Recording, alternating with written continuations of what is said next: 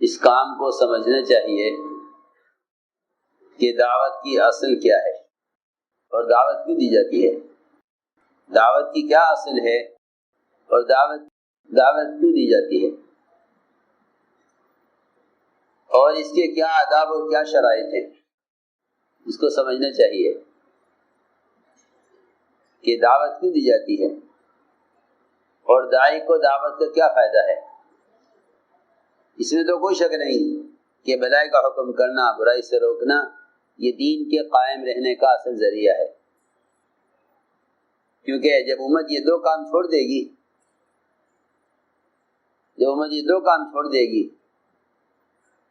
تو امت وحی کی برکات سے اور دعاؤں کی قبولیت سے محروم ہو جائے گی۔ کہ جب یہ امت دو کام چھوڑ دے گی، بھلائی کا حکم کرنا، برائی سے روکنا، تو وحی کی برکات اور دعاؤں کی قبولیت سے امت محروم ہو جائے گی۔ اس میں کوئی شک نہیں کہ یہ دونوں کام ایسے بنیادی اور لازمی ہیں کہ جن کے بغیر امت اعمال صالحہ اور عبادات مقبولہ کر کے بھی خسارے سے بچ نہیں سکتی۔ یہ بھی اللہ ہی نے فرمایا ہے کہ ساری انسانیت خسارے میں ہے۔ خسارے سے بچنے کے اسباب 4 بتلائے ہیں، 2 نہیں، ایمان اور اعمال صالحہ نہیں صرف، بلکہ ایمان اور اعمال صالحہ کے ساتھ ساتھ تواصی بالحق، تواصی بالصبر، یہ دونوں بھی ایمان اعمال صالحہ کی طرح نجات کی شرائط میں سے ہیں کہ نجات کی شرط پوری کرو، نجات کی شرائط پوری کرو تو نجات ہوگی، نجات کی شرائط پوری کرو تو نجات ہوگی۔ نجات کی شرائط میں صرف 2 چیزیں نہیں ہیں، ایمان اور اعمال صالحہ، بلکہ دعوت اللہ شرط ہے نجات کے لیے، دعوت اللہ شرط ہے نجات کے لیے۔ وہ دعوت کیا ہے؟ وہ دعوت یہ ہے کہ بھلائی کا حکم کرنے اور برائی سے روکنے کو حضور اکرم صلی اللہ علیہ وسلم کی سنت پر اور صحابہ کرام کی سیرت پر لایا جائے، آپ کی سنت پر اور آپ کے صحابہ کی سیرت پر لایا جائے۔ یہ بات بہت جاگ کر بہت توجہ سننی پڑے گی، کیونکہ جب یہ دونوں کام، بھلائی کا حکم کرنا اور برائی سے روکنا، جب یہ دونوں فریضے محمد صلی اللہ علیہ وسلم کی سنت سے اور آپ کے صحابہ کی سیرت سے ہٹ جائیں گے تو ان سے فساد ہوگا، اصلاح نہیں ہوگی، ان سے فساد ہوگا، اصلاح نہیں ہوگی، کہ اس عمل سے فساد ہوگا، اصلاح نہیں ہوگی۔ جب یہ دونوں کام نبوت کے طریقے سے اور صحابہ کی سیرت سے ہٹ جائیں گے تو ان دونوں کاموں سے فساد ہوگا، اصلاح نہیں ہوگی۔ ان دونوں کاموں کے ذریعے جتنی بھی خیر آنی ہے باعتبار تربیت کے، اور جتنی بھی خیر آنی ہے امت میں باعتبار دین کے، ان سب کے آنے کے لیے بنیادی شرط یہ ہے کہ ان دونوں کاموں کو صحابہ کرام کی سیرت اور آپ کی سنت کے مطابق اس کو ادا کیا جائے۔ خوب غور سے بات سننا، جس طرح نماز کی کا ایک تصور ہے، اسے آدمی سمجھتا ہے جس طرح چاہو ادا کر لو، جس طرح چاہو ادا کر لو، کہ بگڑی ہوئی نماز سے جس طرح دین میں کمال نہیں پیدا ہوتا، اس طرح اگر بھلائی کا حکم کرنے برائی سے روکنے کو اپنی مرضی سے اور اپنی چاہت سے کیا تو یہ اتنا ہی فساد پیدا کرے گی جس طرح بگڑی ہوئی نماز زندگی کے تمام شعبوں کے اندر بگاڑ پیدا کرتی ہے۔ یہ بات ذہن میں رہے، یہ بات ذہن میں رہے پورے بیان کے دوران، تو میں عرض کروں گا کہ کس طریقے اصلاح سے فساد ہوتا ہے اور کس طریقے اصلاح سے تربیت ہوتی ہے. دیکھو خود جا کے بات سننا، سونا مت یہاں بیٹھ کر. لوگ مطلق بھلائی کا حکم کرنے کو اور برائی سے روکنے کو دعوت سمجھتے ہیں. ایسا نہیں ہے. جس طرح نماز کا طریقہ متعین ہے، اس میں فرق کا آنا ساری زندگی کے تمام شعبوں کے اندر فرق لائے گا. اسی طرح ان دو فریضوں کا اپنے طریقے سے ہٹنا یہ دنیا میں فساد پیدا کرے گا، اصلاح نہیں کرے گا. اس لیے اس کی پہلی شرط یہ ہے کہ بھلائی کا حکم کرنے والا، برائی سے روکنے والا سب سے پہلے اس بات سے اور اس عمل سے اپنی اصلاح کا ارادہ کرے. اپنی اصلاح کا ارادہ کرے. کیونکہ اصل میں دعوت داعی کی اپنی ذات کے لیے ہے. بے فائدہ تو دعوت ان لوگوں کے لیے ہے جن کے مقدر میں ایمان لانا نہیں ہے. ان کے حق میں دعوت بے فائدہ ہے. اللہ نے فرمایا قرآن میں سواء علیہم انذرتہم ام لم تنذرہم لا یؤمنون، کہ آپ ان کو ڈرائیں یا نہ ڈرائیں ان کو کوئی فائدہ نہیں ہوگا. یہ نہیں فرمایا کہ آپ کو فائدہ نہیں ہوگا، یہ نہیں فرمایا کہ آپ کو فائدہ نہیں ہوگا، فرمایا ان کے لیے کوئی فائدہ نہیں ہے، ڈرائیں یا نہ ڈرائیں، کیونکہ وہ ایمان لانے والے نہیں ہیں. یہ نہیں فرمایا سواء علیک کہ لوگوں کو بات نہ ماننا آپ کے لیے کوئی فائدہ نہیں ہے، کہ آپ کے لیے تو دعوت مفید ہے ہر حال میں. کیونکہ ایسے انبیاء علیہ السلام بھی ہوں گے جن کو ان کی قوم میں سے کسی نے ساتھ نہیں دیا. ان نبیوں کا بھی اللہ کے یہاں وہی درجہ ہے جو درجہ ان انبیاء کا ہے جن کے ساتھ بڑی امت رہی ہے، جن کے ساتھ بڑی امت ہے. جو درجہ ان نبیوں کا ہے وہی درجہ ان انبیاء کا بھی ہے جنہیں کوشش محنت پوری کی لیکن ان کا کسی نے ساتھ نہیں دیا. تو پہلی بات یہ ہے کہ بھلائی کا حکم کرنا، برائی سے روکنا، سب سے پہلے تو جاننا چاہیے کہ اس کی غرض کیا ہے. کہ اس کی غرض اپنے اندر معروفات کی رغبت پیدا کرنا، اپنے اندر منکرات کی نفرت پیدا کرنا، یہ دعوت کا مقصد ہے اصل. کہ اپنے اندر بھلائی اور معروفات کی رغبت پیدا کرو، دوسروں کو معروفات کا حکم کرو، اپنے اندر سے منکرات کو نکالنے کے لیے دوسروں کو منکر سے روکو. پہلی بات تو یہ ہے کہ اس نے بجائے دوسروں کی اصلاح کی نیت کرنے کے اپنی اصلاح کی نیت کرو. حضرت تھانوی رحمۃ اللہ علیہ کی ملفوظات میں ہے کہ میں جس معروف کو اپنے اندر پیدا کرنا چاہتا تھا اس سے دوسروں کو آمادہ کرتا تھا، اور جس منکر کو اپنے اندر سے نکالنا چاہتا تھا اس سے دوسروں کو روکتا تھا. اصل بات پہلی بات یہ ہے کہ یہ دونوں کام اس کے لیے اپنی ذات کے لیے. اس لیے کہ جو لوگ اس کام کو دوسروں کی اصلاح کی غرض سے کرتے ہیں،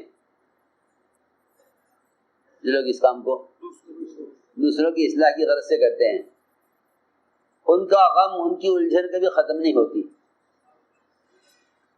اور ایسا کرنے والے اپنے عیوب سے اور اپنے گناہوں سے اور اپنی خطاؤں سے غافل ہو جاتے ہیں، کیونکہ ان کے اوپر فکر اس کا ہوتا ہے کہ فلاں ایسا کیوں کر رہے، لوگ ایسا کیوں کر رہے. جس کی نظر دوسروں کی اصلاح پر ہوگی وہ اپنے عیوب سے غافل رہے گا، اپنے عیوب سے غافل رہے گا. یہاں تک پہنچ جائے گا یہ کہ اس کو اپنے کبائر کے مقابلے میں دوسروں کے صغائر بڑے معلوم ہوں گے. اپنے کبائر کے مقابلے میں، کہ اپنے بڑے گناہوں کے مقابلے میں دوسروں کے چھوٹے گناہ اس کو بڑے معلوم ہوں گے کہ فلاں نے ایسا کیا، فلاں نے ایسا کیا، فلاں نے ایسا کیا، فلاں نے ایسا کیا دیا. وہ اپنی ذات کو بھلا دے گا، کیونکہ دوسروں کی اصلاح کی غرض اس کو اپنی ذات سے غافل کر دے گی، ذات سے اس کو غافل کر دے گی۔ یہ حدیث کا مفہوم عرض کر رہا ہوں، یہ حدیث کا مفہوم ہے کہ جو دوسروں کے عیوب کو دیکھے گا، دوسروں کی اصلاح کی فکر میں لگے گا، اس کا غم کبھی ختم نہیں ہوگا، اس کا غم کبھی ختم نہیں ہوگا۔ جی کہ جب تمہاری نظر کسی کے عیب پر پڑے تو اس کو پہلے تم اپنے اندر تلاش کرنا، اس کو پہلے اپنے اندر تلاش کرنا، تو تمہارا جذبہ دوسروں کی اصلاح سے ہٹ کر اپنی اصلاح کی طرف جائے گا، تمہارے اندر فکر اپنی اصلاح کا ہوگا کہ جو عیب نظر آئے اسے اپنے اندر تلاش کرو، اس کو اپنے اندر تلاش کرو، ورنہ سب سے پہلی بیماری پیدا ہوگی جو دوسرے کے عیب کو دیکھے گا، اس کے اندر عجب پیدا ہوگا، اس کے اندر عجب پیدا ہوگا۔ عجب کا مطلب یہ ہے کہ میں بہتر ہوں، میں بہتر ہوں۔ جی ہاں، اس لیے میں نے چند باتیں ضروری عرض کی ہیں کہ اس کام کا سب سے بنیادی اصول یہ ہے، اس کا بنیادی اصول یہ ہے کہ دعوت اس لیے دو تاکہ معروفات کی رغبت میں اندر پیدا ہو، منکر سے اس لیے روکو کہ اپنے اندر منکرات کی نفرت پیدا ہو۔ اس میں کوئی شک نہیں کہ یہ کام بہت بڑا کام ہے، لیکن لوگ اس کے آداب، اس کے اصول جانتے نہیں ہیں، لوگ اس کے آداب اور اصول نہیں جانتے کہ اس کے آداب اور اصول کیا ہیں،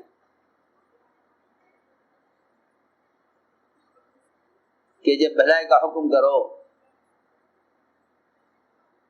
تو جو کہیں کہ اپنی معروفات پر نظر مت رکھو، ورنہ اپنے آپ کو دوسروں سے بہتر سمجھ کر دعوت دے گا، دوسروں سے بہتر سمجھ کر دعوت دے گا۔ اور جب کسی کے منکر کو دیکھو تو اس منکر کرنے والے کو اپنے سے ذلیل مت سمجھو،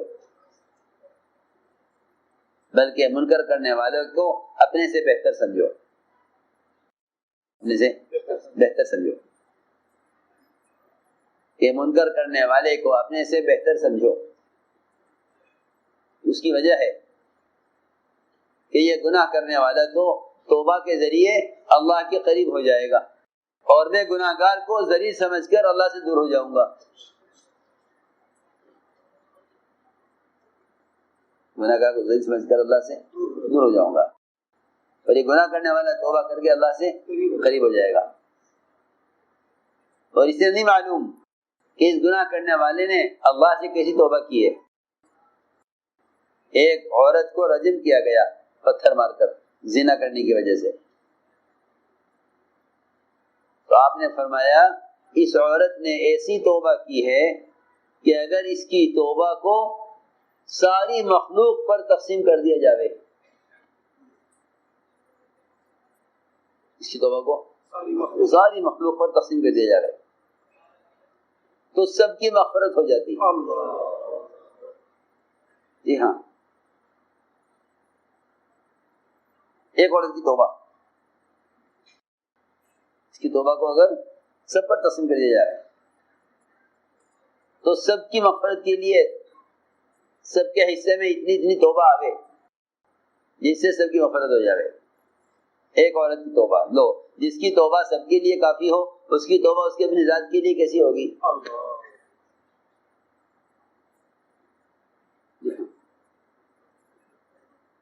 میری بات بہت ضروری بات ہے جو میں کہنا چاہتا ہوں، اس لیے کہ جو لوگ دوسروں کی اصلاح کا ارادہ کر لیتے ہیں وہ کسی کی توبہ کو قبول بھی نہیں کرتے، کسی کی توبہ کو قبول نہیں کرتے، کیونکہ ان کا ارادہ اصلاح کا نہیں ہوتا، ان کا ارادہ کیا ہوتا ہے؟ ان کا ارادہ فساد کا ہوتا ہے، ان کا ارادہ فساد کا ہوتا ہے۔ جی ہاں، وہ کسی کی توبہ کو، کسی کے عذر کو قبول نہیں کرتے.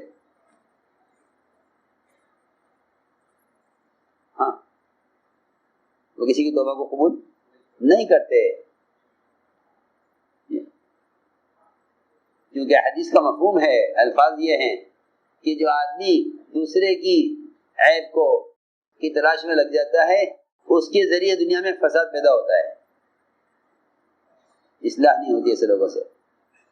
حدیث کے الفاظ ہیں انک ان اتبعت عورات المسلمین افسدتهم، کہ اگر تو نے اگرچہ اصلاح کے ذریعے سے، اگر کوئی کسی کی ٹوہ میں لگ جائے، کس لیے؟ اصلاح کے لیے. اگر کوئی کسی کی ٹوہ میں لگے اصلاح کے لیے، اگرچہ اس کا ارادہ اصلاح کرنے کا ہو، تب بھی یہ لوگوں میں فساد پیدا کرے گا. انک ان اتبعت عورات المسلمین افسدتهم، کہ اگر کوئی شخص کسی مسلمان کی اصلاح کرنے کے لیے اس کے گناہ کو چھپ کر دیکھے، اس کے گناہ کو چھپ کر دیکھے، تب بھی ایسے آدمی کو بھی مفسد کہا ہے. ایسے آدمی کو بھی کیا کہا؟ مفسد. جی ہاں، کہ ایسے لوگوں سے دنیا میں اصلاح، اور ایسے لوگوں سے دنیا میں جو ہے اصلاح کا ماحول نہیں بنے گا، ایسے لوگوں سے دنیا میں فساد بڑھے گا، ایسے لوگوں سے دنیا میں فساد بڑھے گا. جی ہاں، کہ اگر کوئی شخص کسی مسلمان کی اصلاح کرنے کے لیے اس کے گناہ کو چھپ کر دیکھے، اس کے گناہ کو چھپ کر دیکھے، تب بھی ایسے آدمی کو بھی مفسد کہا ہے. ایسے آدمی کو بھی کیا کہا؟